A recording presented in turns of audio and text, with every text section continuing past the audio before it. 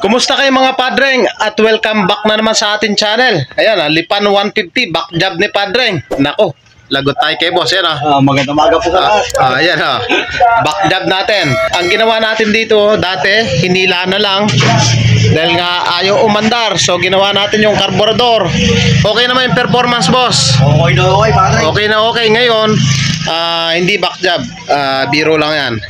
Ang pinapagawa ni boss, nung una bumili siya ng battery, 2 months na gamit. 2 months na. Sabi nung shop na pinagbilan, na persa. Na persa, pinalitan, 2 months pa lang yun ha. Eto, kita natin. Nasagad daw, 2 months pa lang, binili sa shop. Nasagad, ayan o, bago po. So, nung binili to, gumagana yung busina tsaka starter. Tapos after 2 months, nasagad daw. Kaya bumili ka uli. O, bumili daw uli si padreng. Yan, ilang araw na yung battery mo? Ay, padre, magwa 1 month pa lang. O, magwa 1 month. Pero ang rinireklamo sa atin ni padreng, bakit daw wala na naman busina? Ayun o, tumutunog naman o. Walang starter. So, ano ba yan? Sasabihin ba nasagad na naman? So, hindi ganon. Sa pagtroubleshoot ng ganyang issue, dapat hindi natin hinuhulaan. Dapat step by step para matumbok natin yung eksaktong sira para hindi na rin mapagastusan yung ating mga customer. Kaya naman sa bidyong ito, kung madalas ka nagpapalit ng battery na sinasabi lagi nasasagad, so hindi ganon.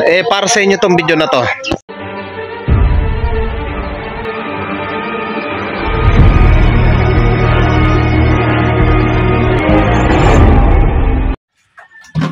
At bago natin i-trace kung bakit walang busina, walang starter, pangalawang beses na nagpalit ng battery, gamit tayo ng tester. Lagay muna natin sa 20 volts. Tapos paandarin natin yung makina. Bago natin paandarin, i-check na muna natin yung kanyang voltahe. Dapat yan. So ayan o, napakahina ng battery, 10.6. Paandarin mo, boss. 10.6 lang, yun naman ng kanyang battery. Automatic, hindi talaga gagana ang starter at busina na malakas. Okay, pagak. So, napansin nyo, nag 14 volts. Direct.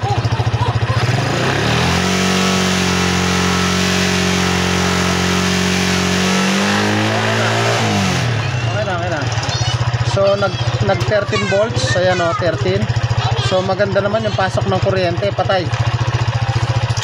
So maganda yung pasok ng kuryente. So bago lang to, wala pang 1 buwan. Check ulit natin.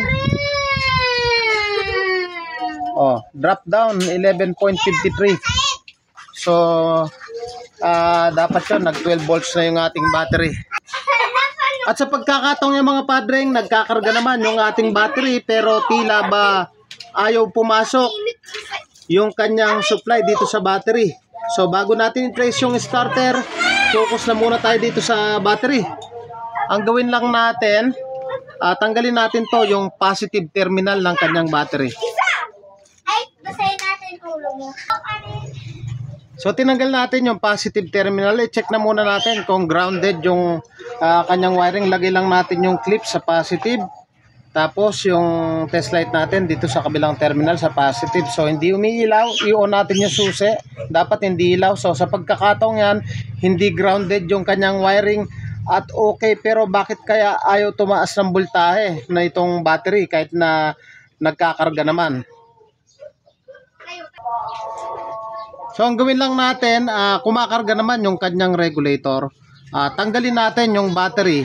I-charge na muna natin ng ilang minuto. Check natin kung sasampa siya ng at least 12 volts pataas. Gawin lang natin dito, i-charge natin. Check natin kung tatanggap ng voltahe. Kasi pag pinapaandar natin, pumapasok naman yung kuryente. Pero parang ayaw mag-stay dito sa ating battery. Ito, bago lang. 1 month pa lang. So, i-charge na muna natin. So, ayan, chinarge natin ng ilang minuto yung kanyang battery. Bago lang. Pero, ayaw mag-stay ng battery. Dito malalaman natin kung after ng ilang minuto kung mag 12 volts na yung kanyang battery. Kasi hindi man sumasampa ng 12 volts. Basta pinatay na yung makina, nag-automatic, nagda-drop down. So antay-antay tayo. So ito na mga padreng, na i-charge na natin kanina. Ang laman niya nasa 11 volts lang, hindi sumampa ng 12 volts. Ngayon chinarge natin. I-check natin ngayon kung papalo siya ng 12 volts. Pag pumalo ng 12 volts, doon natin ma-trace kung alin yung may problema, kung battery ba talaga. O ito, check natin. Ayan o. Pumalo siya ng 12.21. So ikasa na natin yung kanyang battery. So ito wala pa daw isang buwan. So kasa ko muna. So yung mga padreng, na ikasa na natin yung kanyang battery. Testerin natin kung ilan uli yung voltahe niya. Nakatapat lang tayo sa 20 volts. So check natin kung 12 volts pa rin. So 12.15. Ngayon gawin natin, pindutin natin yung push button. Dapat hindi po yan bababa sa 10 volts pag pinindot natin yung kanyang starter. So itry natin. Dapat yan hindi bababa sa 10 volts. O kaya naman magi-stay lang po yan ng 12 volts. Kung bumaba man, at least 10 volts, hindi siya bababa doon. So try natin.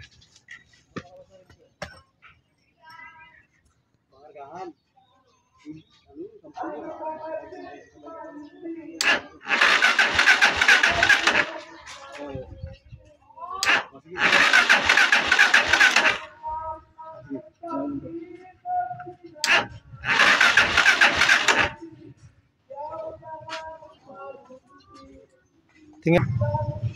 So napansin nyo mga padreng, bumababa pag pinipindot natin yung kanyang starter. Naging 11.81 na lang. Try uli natin. Dapat hindi bababa yan ng 10 volts. Ayan nag 3 volts na lang. Ngayon ang gawin natin, kumuha tayo ng ibang battery, i-try natin. So ito, kinasaan natin ng bagong battery pero maliit lang siya. Check na muna natin yung kanyang voltahe, kung ilang volts. 12.93. Pa-start natin kay bossing. Check natin, dapat hindi ito bababa ng 10 volts pag ini-start natin, o kaya firmis lang. Sige nga, start mo boss. Yun nakita mo boss, hanggang 10 lang siya. Patayin mo uli boss. Ulitin natin, sabi ko nga sa inyo, tingnan nyo mga bossing 12.9. Pag pinindot yung starter motor, dapat hindi bababa ng 10 volts. Sige, pindot. Nakakuha pa. Isa pa. Sige, isa pa. Ayan Sige, pindot. 10 volts, diba? Isa pa. 10 volts hindi bumababa. 10.58 yung kanina. Patay uli. Sige, start uli. 10 point something. Diba? Try mong ibusina.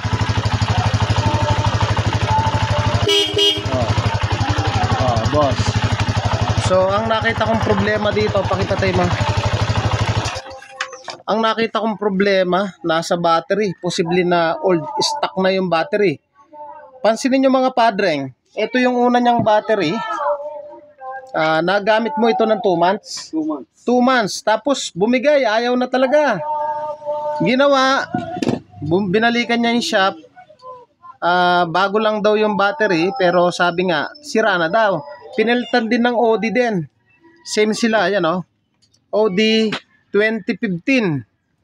Ang pinalit, ayan, OD 2015 din. Ibig sabihin magkakasabayan sila. Ayan OD 2015 din, magkaiba lang ng size. So same scenario. Pag sinabing same scenario, same lang din siya na hindi tumagal. Ayan So ang nakita kong problema dito, hindi naman grounded yung motor ni Padreng. Pangalawa, sa hindi grounded, kumakarga naman ng maayos. So walang problema sa kanyang wiring connection. So sige boss, paki-start mo ulit. Start, sige. Okay, start. Oh, one click mga idol O check natin yung amperahe. Dapat papalo ito ng 14 volts dahil na to, full wave. At least 14 volts. Pesto na muna natin. Nagluloko na tong ating tester. Ayun 14 volts naka minor Ibig sabihin napakaganda ng charging ng motor ni boss. Di ba? Ayan 14 volts. Ayan 14 volts. Hindi lang maayos. Ayan 14 volts. So ibig sabihin ang problema nito ay nasa battery talaga. So yung mga padreng, bali ang issue nito wala sa wiring, wala sa motor. Ang issue nito, eto nga, yung mga binigay sa kanyang battery ay mga dispalinghado. So chinarge naman natin, tumanggap naman siya 12 volts pero 12 point something pa nga yung voltage niya kanina nung chinarge natin. Pero nagdra-drop down sa tuwing nag-electric start, samantalang itong tie works natin napakaliit lang. Ayan 4 ampere lang. Hindi man lang bumababa ng 10 volts pag ini-start. So try natin kahit paulit-ulit natin i-start mandar kahit paulit-ulit mga padreng sabay natin busina So sabi niya gawin natin yung starter tsaka yung busina. Pero sabi ko hindi natin yung gagawin dahil mukhang ang problema niya nasa battery. Yan ulit-ulit diba? Problema nito battery. Mga padreng, kung nagustuhan mo yung ganitong tutorial at bago ka pa lang sa akin channel, huwag niyo pong kalimutan na paki-like, paki-subscribe at paki-hit na rin po yung notification bell para updated po kayo sa mga videos na kagaya nito. Konting tip lang, pag namimili po tayo ng battery, kalimitan may mga po yan, may mga date ng pagkagawa. Kagaya nito, tie works, ginawa siya noong November 2024. Paki-comment na lang dito kasi sa OD hindi ko sure. Nakalagay dito 2015. Ayun 2015. Ganon din dito sa OD dito 2015 pero hindi ako sure kung yan yung pagkagawa nitong battery na to. Pero dito sa tie works November 2024 ayan yan ang pagkagawa niya, sure yan. Pero dito sa OD hindi ko alam. Thank you po sa inyo. God bless at mabuhay po kayo.